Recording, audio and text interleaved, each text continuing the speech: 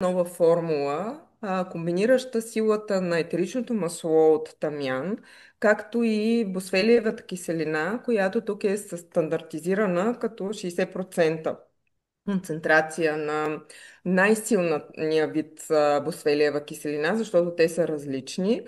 Ацетил 11 кето бета босфелиева киселина, или това кратко съкръщение АКБА. А, не само, че е най-потентна, но и тя подпомага освояването на свойствата на етеричното масло от тамян.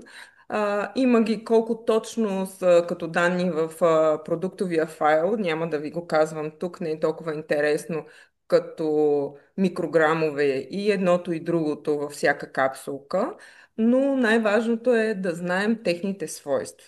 Знаем, че тамяна е безценен за нас, не само за клетъчната функция и за регенерацията на нашите клетки, за клетъчно здраве като цяло. Аз винаги, когато кажа тамян, това ми е първото, което изниква в съзнанието, но сега имаме удобната формула на тази готова капсула, в която са вложени и двете съставки, които оказват подкрепа към имунната система, поддържат клетъчното здраве, също така имат силно въздействие върху възпалителните процеси в тялото. И точно тези босфелиеви киселини са насочени към повишаване на възможността тялото да се освободи от възпалението. И това ги прави много добри, особено в случаи, в които това силно възпаление създава особени дискомфорти.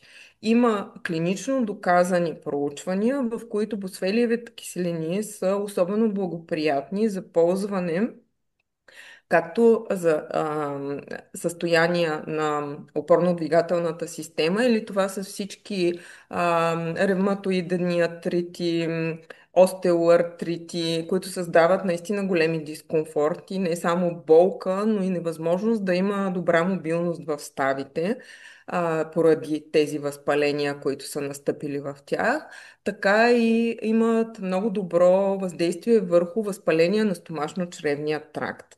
И знаем, че вече го се говори доста често за пропускливи черва, конкретни състояния, както и възпаления като колити, също много добре се повлияват от силата на босфелиевата киселина. Всякакви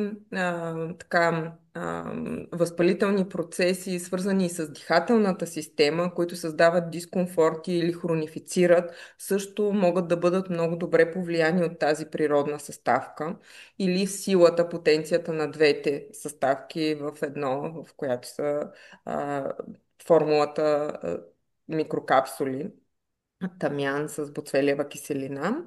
И другата силна м, функция на тези капсули е да подкрепим цялостното здраве и дълголетието си.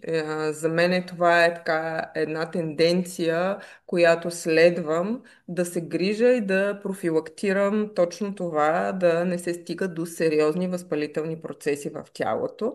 Да, не сме от стомана, да, всички имаме своите изпитания в здравословен план, но колкото по-добре подкрепяме телата си на ежедневна база, вярвам, че това е пътя и по-бързо и по-безпрепятствено да минаваме през здравословните си изпитания.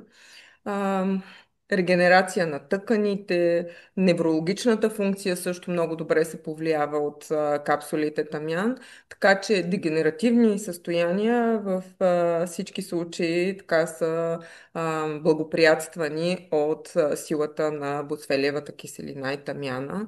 Горещо препоръчвам, аз лично си ги чакам вече, една опаковка съм изпила, много приятен послевкус има след капсулата. Това е все пак формула, която е много удобна, когато пътуваме или сме в движение. Имаме си готовия продукт, само трябва да го изпием.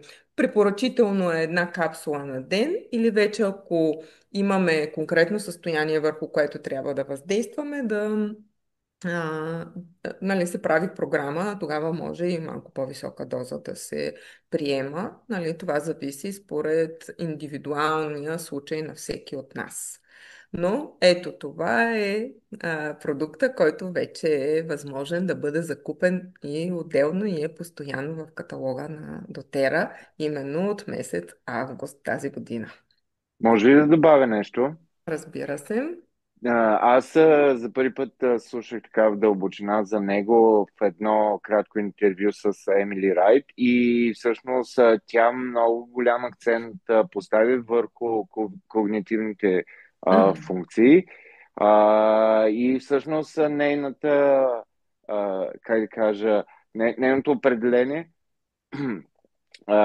беше: аз искам да съм с акъла си и на 80. факт. Така че всъщност това противовъзпалително и ам, как се нарича, ам, поддържащо клетките действие на тамяна благоприятства много когнитивната функция и грижата за мозъка. Прекрасно допълнение. Да, така е. Мисля, че всеки от нас иска да е с акъла си и на една по-така сериозна възраст и това ни е стремежа да влагаме своите усилия в настоящия момент в грижата за здравето си.